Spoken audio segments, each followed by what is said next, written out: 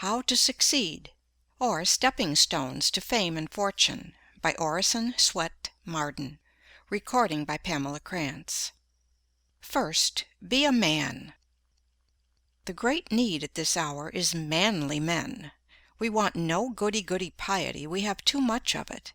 We want men who will do right, though the heavens fall, who believe in God, and who will confess Him. Rev. W.J. Dawson. All the world cries, "Where is the man who will save us? We want a man." Don't look so far for this man, you have him at hand. This man, it is you, it is I, it is each one of us. How to constitute oneself a man? Nothing harder if one knows not how to will it, nothing easier if one wills it. Alexander Dumas. "I thank God I am a Baptist," said a little short doctor of divinity, as he mounted a step at a convention. "Louder, louder!" shouted a man in the audience. "We can't hear." "Get up higher," said another. "I can't," replied the doctor. "To be a Baptist is as high as one can get." But there is something higher than being a Baptist, and that is being a man. Rousseau says, "According to the order of nature, men being equal, their common vocation is the profession of humanity, and whoever is well educated to discharge the duty of a man cannot be badly prepared to fill any of those offices that have a relation to him. It matters little to me whether my pupil be designed for the army, the pulpit, or the bar. To live is the profession I would teach him. When I have done with him, it is true he will be neither a soldier, a lawyer, nor a divine. Let him first be a man. Fortune may remove him from one rank to another, as she pleases, he will always be found in his place." "First of all," replied the boy James A. Garfield, when asked what he meant to be, "I must make myself a man. If I do not succeed in that, I can succeed in nothing." "Hear me, O men!" cried Diogenes in the marketplace at Athens. And when a crowd collected around him, he said scornfully, "I called for men, not pygmies." One great need of the world today is for men and women who are good animals. To endure the strain of our concentrated civilization, the coming man and woman must have an excess of animal spirits. They must have a robustness of health. Mere absence of disease is not health. It is the overflowing fountain, not the one half full, that gives life and beauty to the valley below.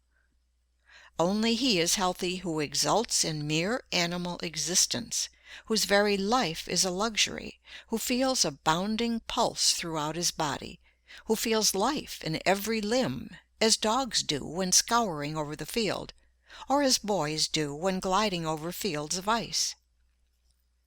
Dispense with the doctor by being temperate, the lawyer by keeping out of debt, the demagogue by voting for honest men, and poverty by being industrious.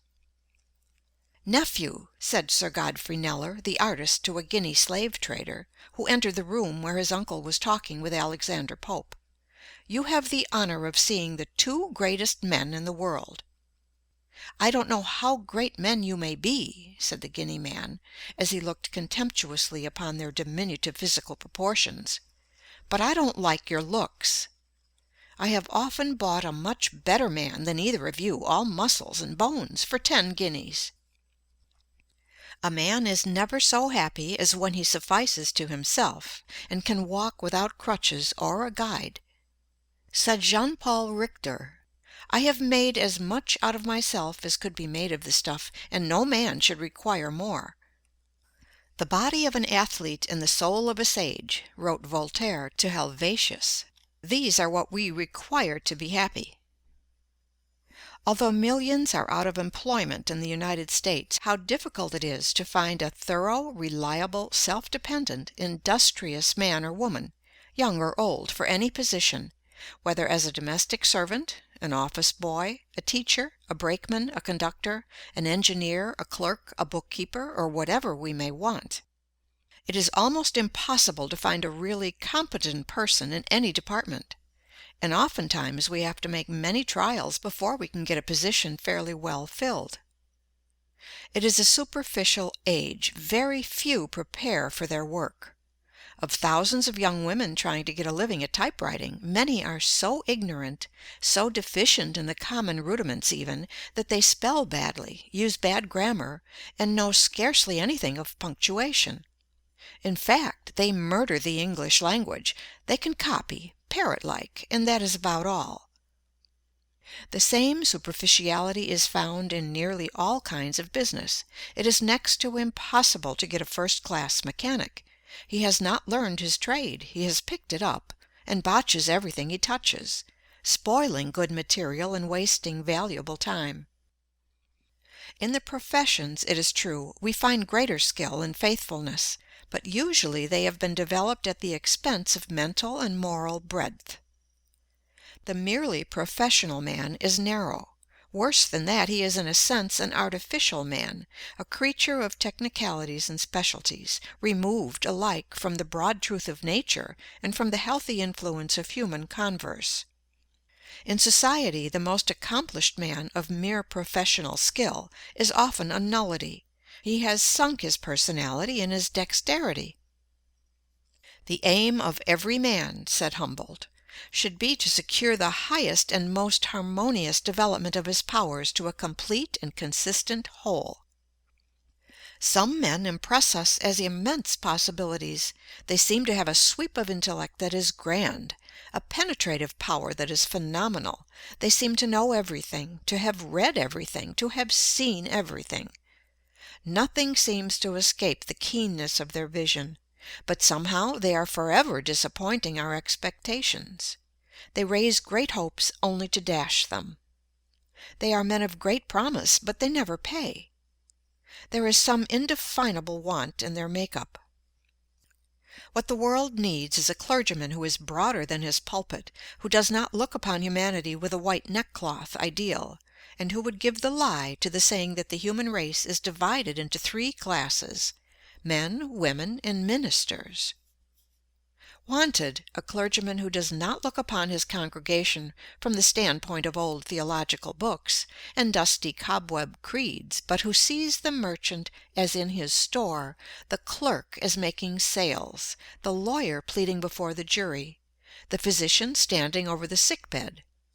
In other words, who looks upon the great, throbbing, stirring, pulsing, competing, scheming, ambitious, impulsive, tempted mass of humanity as one of their number, who can live with them, see with their eyes, hear with their ears, and experience their sensations.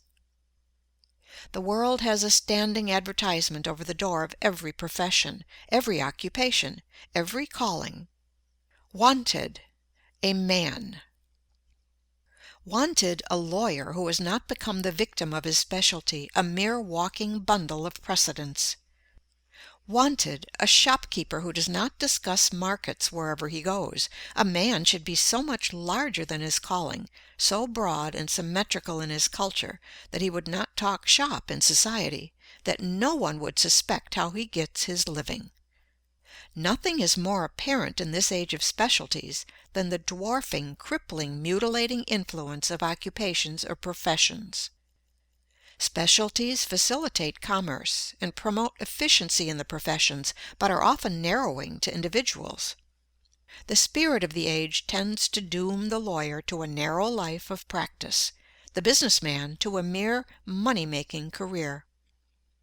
Think of a man, the grandest of God's creations, spending his lifetime standing beside a machine for making screws. There is nothing to call out his individuality, his ingenuity, his powers of balancing, judging, deciding. He stands there year after year until he seems but a piece of mechanism. His powers, from lack of use, dwindle to mediocrity, to inferiority, until finally he becomes a mere part of the machine he tends. Wanted, a man who will not lose his individuality in a crowd, a man who has the courage of his convictions, who is not afraid to say "no," though all the world say "yes." Wanted, a man who, though he is dominated by a mighty purpose, will not permit one great faculty to dwarf, cripple, warp, or mutilate his manhood, who will not allow the overdevelopment of one faculty to stunt or paralyze his other faculties. Wanted, a man who is larger than his calling, who considers it a low estimate of his occupation to value it merely as a means of getting a living. Wanted, a man who sees self-development, education and culture, discipline and drill, character and manhood in his occupation.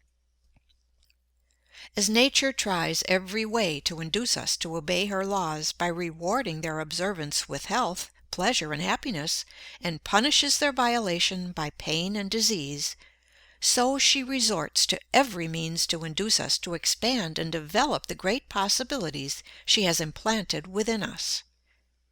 She nerves us to the struggle beneath which all great blessings are buried, and beguiles the tedious marches by holding up before us glittering prizes which we may almost touch, but never quite possess. She covers up her ends of discipline by trial, of character building through suffering, by throwing a splendor and glamour over the future, lest the hard dry facts of the present dishearten us and she fail in her great purpose.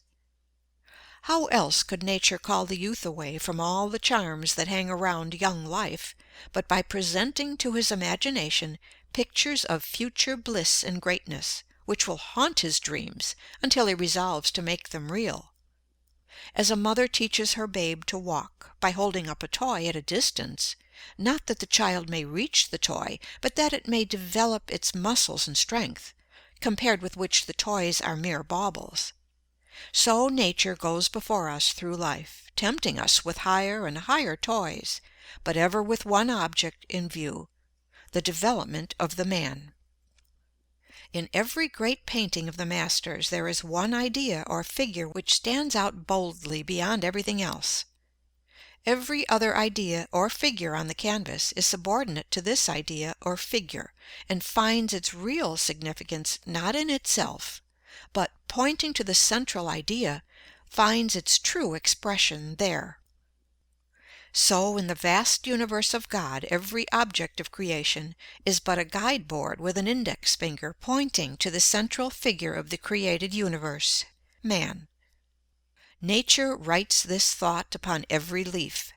She thunders it in every creation. It exhales from every flower. It twinkles in every star. Open thy bosom, set thy wishes wide, and let in manhood, let in happiness. Admit the boundless theater of thought from nothing up to God, which makes a man. Young. Audiobook provided by TaughtToProfit.com.